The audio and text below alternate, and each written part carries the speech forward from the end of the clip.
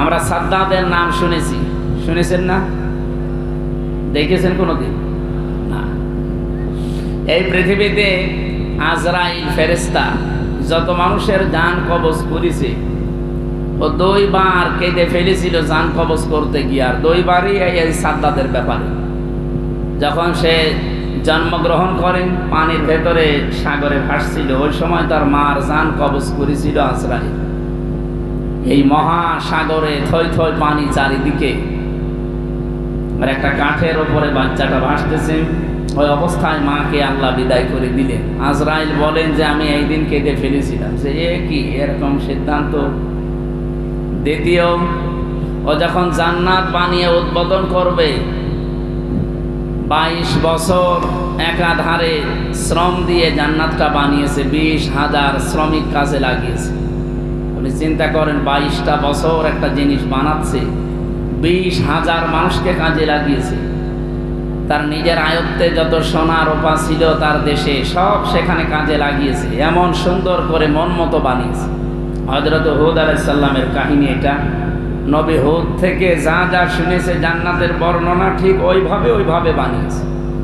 সব তো আর কমপ্লিট করা সম্ভব না, কারণ জান্নাত আল্লাহ এমনভাবে বানিয়েছে যেটা মানুষের চোখে কোনোদিন দেখে নাই, কোনোদিন কানেও শোনে নাই, এমনকি মানুষের হৃদয়ে কোনোদিনের কল্পনা উদয় হয় না, এমন করে আল্লাহ বানিয়েছে। 100 ভাগ বানাতে পারেনি, অন্তত বানিয়েছিল। যেদিন উদ্বোধন করবে ওই দিন আর সময় দেয়নি আজরাইল। আজরাইল বলেন আমি ওই দিন কেঁদে ফেলেছি, যে এত শখের জান্নাত, আল্লাহ বলেন যে না, একে উদ্বোধন পর্যন্ত না, ওর চৌকাঠ পর্যন্ত যেন পা না লাগে। আমি তাফসীরে ফি জিলালিল কোরআনে টিকায় পড়েছিলাম, তাবারির ভেতরেও আছে। এখানে 7টা কারণ লেখা আছে। আমার ওইগুলো উদ্দেশ্য না, আমার একটা শিক্ষা বের করার উদ্দেশ্য। এই সাদ্দাদ নামে লোকটা তার এত শখের জান্নাত পরিভ্রমণ করা, বসবাস করা, দেখা তো দূরের কথা, এই জান্নাতের চৌকাঠ পর্যন্ত স্পর্শ করার আগেই বিদায় নিয়েছে দুনিয়া থেকে। এই 7 কারণের ভেতরে একটা কারণ ও যখন জান্নাত তৈরি করে, এলাকায় যেখানে যে সোনা রূপা পাওয়া যায় সব জোর করে নিয়ে আসছিল, কেড়ে যেভাবেই হোক। একটা বিধবা মহিলা, এতিম, মা বাবা নেই, স্বামীও মারা গেছে, তার কাছে 1 টুকরা সোনা ছিল। ওর যে সৈন্য সামর্থ্য আছে, লোকজন যে বলছে স্বর্ণ দেন, জান্নাত বানানো হবে বাদশার স্বপ্ন পূরণ করতে। ও বলছে আমার এই শেষ সম্বলটুকু নেবেন না, আমার স্বামী নেই, মা বাবা নেই, এইটাই আমার জীবনের সম্বল। ওরা তখন জোর করে ওর কাছ থেকে কেড়ে নেয়, আর বলে না, বাদশার স্বপ্ন পূরণ করতে কারোর দিকে তাকানো হবে না। এই মেয়েটা যখন মাটিতে গড়াগড়ি দিয়ে হাউমাউ করে খেতেছিল, বলেছিল মাবুদ, আমি আজকে একা হয়ে গেছি, অসহায়। আমার শেষ সম্বলটুকু যে জালেম কেড়ে নিল, ওর স্বপ্ন সাধ তুমি পূরণ করতে দিও না। আপনি নবীর হাদিস কি বললাম?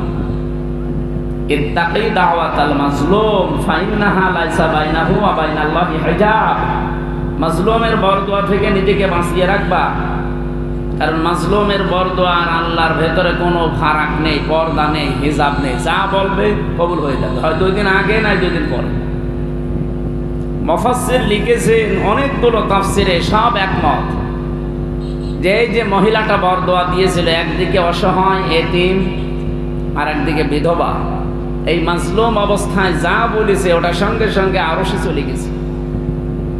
আজরাইল শেষ পর্যন্ত বলেছে না, আপনার আর সময় নেই। ইদা জা আজালুহুম লা ইস্তাখিরুনা সাআতা ওয়া লা ইস্তাকদিমুন।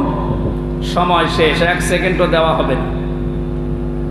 সাদ্দাদ বলেছে, ফেরেশতা আপনাকে আমি চিনতে পেরেছি, আপনি আজরাইল, একটু সময় দেন, শুধু জান্নাতে পরিভ্রমণ করে চলে আসব, আমি বসবাস করব না। আপনি আমার জান কবজ করবেন, আমার কোনো অসুবিধা নেই, শুধু আমি একটু দেখবো যে কেমন ভাবে বানিয়েছে 22টা বছর ধরে। ফেরেশতা ওই দিন বলেছে না, যত শখ করে, যত আকাঙ্ক্ষা নিয়ে বানিয়েছেন, ভেতরে যেতে পারবেন না। এমনকি ও জোর করে ঘোড়ার পিঠ থেকে যখন লাফ দিতে যায়, তখন চৌকাঠ স্পর্শ করার আগে বাইরে পড়ে মারা যায়। আমি এখান থেকে শিক্ষা যে 7টা পেয়েছি, তার 1 নাম্বার এইটা, ওই মাজলুম মহিলার বরদোয়া লেগেছিল, এই জন্য ওর স্বপ্ন সাদ আল্লাহ পূরণ করতে দেয়নি। এই পৃথিবীতে কোনো মানুষ যদি টার্গেট নিয়ে এগিয়ে যেতে চায়, আর ওই টার্গেটের পেছনে যদি কোনো মাজলুমের বরদোয়া থাকে, আর্তনাদ থাকে, চোখের পানি থাকে, জীবনেও সেই টার্গেটে আল্লাহ তাকে জিতিয়ে দেবে না। যদি দেয় তাহলে সূরা হুদ মিথ্যা হয়ে যাবে।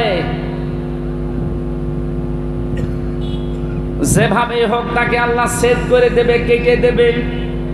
আপনি বলেন তো, সাদ্দাদের স্বপ্ন পূরণ করায় বাধা ছিল মাত্র একজন, অসহায় বিধবা এতিম মজলুম মেয়ে মানুষ। এই 15.5 বছর যারা দায়িত্বে স্বপ্ন নিয়ে এগিয়ে যাচ্ছিলেন, কেউ বলেছিল 31 সাল, কেউ বলেছিল 41 সাল। একটা স্বপ্ন ছিল না? এ স্বপ্ন পর্যন্ত যেতে কত মানুষের বরদোয়া লেগে আছে আপনি টের পাচ্ছেন? কত মানুষের চোখের পানি লেগে আছে এর ভেতরে, কত মানুষের আর্তনাদ লেগে আছে, এমনকি আমার মা বাবার আর্তনাদও লেগে আছে। এই কথা বলছে, আমার ছোট মেয়েটার আর্তনাদ লেগেছিল ফারিহা জান্নাতে। এরকম হাজার হাজার এতিম সন্তান, যারা বিধবা মেয়ে লোক, স্বামী নেই, সন্তান নেই।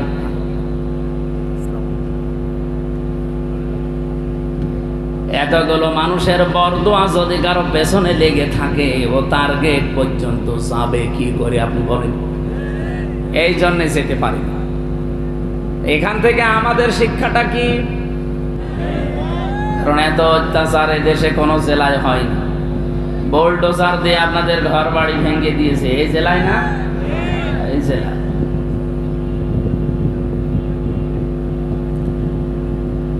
অনেকেই মনে করে যে যারা জালেম এদের সম্পর্কে মনে হয় আল্লাহ কোনো খোঁজ খবর রাখে না। কোরআনে কারিমে আল্লাহ জানিয়েছেন, ওয়ালা তাহসাবান্নাল্লাহা গাফিলান আম্মা ইয়ামালুজ যালিমুন ইন্নামা ইউআখিরুহুম লিয়াউমিন তাশখাসু ফীহিল আবসার।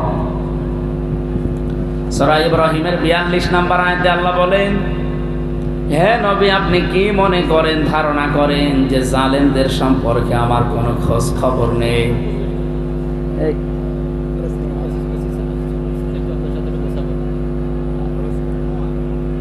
বসেন, সময় আছে।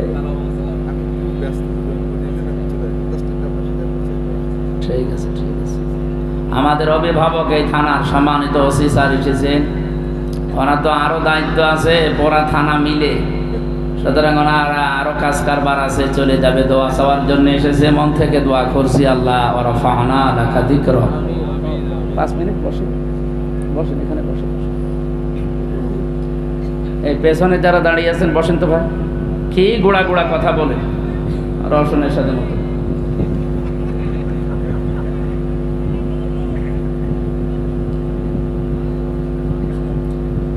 হে নবী, আপনি কি মনে করেন যে জালেমদের সম্পর্কে আমার কোনো ধারণা নেই, বা আমি একেবারে গাফেল হয়ে আছি তাদের সম্পর্কে? না, এই পৃথিবীতে সবচাইতে বেশি আমি আল্লাহর দৃষ্টি দিয়ে রাখি জালেমদের দিকে। মাজলুম যারা, হাদিস হচ্ছে ইত্তাকি দাওয়াতাল মাজলুম ফাইন্নাহা লাইসা বাইনাহু ওয়া বাইনাল্লাহি হিজাব, মুসলিম শরীফের হাদিস। নবীজি বলেন, পৃথিবীর মানুষেরা আর যাই করো, মাজলুমের বরদোয়াকে ভয় করো, কারণ সে যদি বরদোয়া দেয় আর আল্লাহর আরশের মাঝে পর্দা থাকে না, সরাসরি কবুল হয়ে যায়।